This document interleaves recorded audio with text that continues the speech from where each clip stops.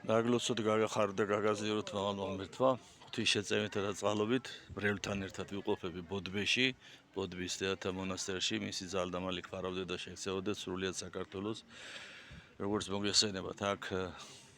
განისვენებს ზანდება წმინდა ნინოს ნეშტი საფლავი წმინდა ნინოსი ჩვენი ქართველი ერის განმანათლებლის მე-4 საუკუნეში შემოგზანდა წმინდა ნინო ეს ამის შესახებ ისტორია ყველა მისის ქართველმა მე მინდა ერთი სიტყვით კიდევ ერთხელ მოგილოცოთ წმინდა ნინოს შემოგზანება საქართველოში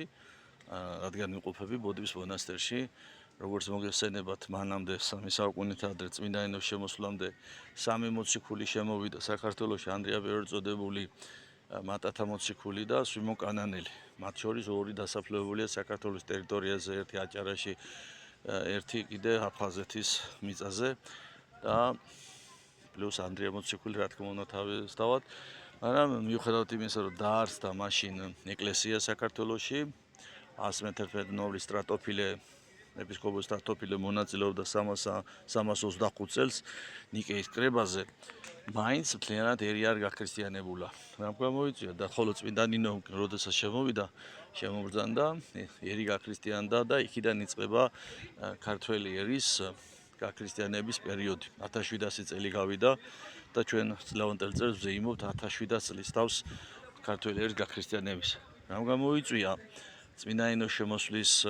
შემდგომ ერის გაქრისტიანება იმან რომ წმინდა ნინო უფრო დიდი მადლის მატარებელი იყო ვიდრე 3 მოციქული ერთად აღებული არა მეგობრებო რა თქმა უნდა წმინდა ნინო უდიდესი მადლის მატარებელია და მოციქულთა სწორად ითვლება თუმცა იმის თქვა რომ მოციქულზე მეტი აღმონტებული იყო სიძლიერით არა რა თქმა უნდა არა რამ გამოიწვია იმათ ჩემო მეგობრებო რომ გაქრისტიანდა მეფე დედოფალი გაქრისტიანდა მაშინ და ამის შემდგომ უკვე დაიწყო ქართველი ერის გაქრისტიანების პროცესი გადის 1700 წელი ამიტომ ძალიან დიდი მნიშვნელობა აქვს რა კატეგორია რა აზროვნების რა რწმენის ხალხი არის ხელისუფლებაში და ინებოს უფალმა რომ წმინდა ნინოს მადლით წმინდა მოციქული ნინოს მადლით ჩვენს ერს მოეპოვოს ძალა საკუთარ თავში რათა ხელისუფლებაში ყოლოდეს ისეთი ადამიანები, რომლებისთვისაც ქრისტე ღმერთია საქართველოს სამშობლო, რომლებიც როგორც ახლა ხდება, კი არ გაყიდიან მიწა-წყალს ფულის კეთების მიზნით, კი არ ხელს კი არ შეუწყობენ ერის ნარკომანებას ფულის კეთების მიზნით და საერთოდ ერის გენოციდს კი არ შეუწყობენ ხელს, როგორც ეს ხდება და სოფელში ბავშვი აღარ დადის და ქალაქში უცხოელებით კი არ გაავსებენ ქვეყანას,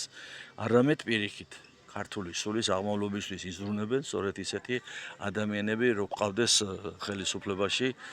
ინებოს მაღალმოღმერთმა რომ ერის სულიერი ძალა ასე ყოფილიყოს გაძლიერებული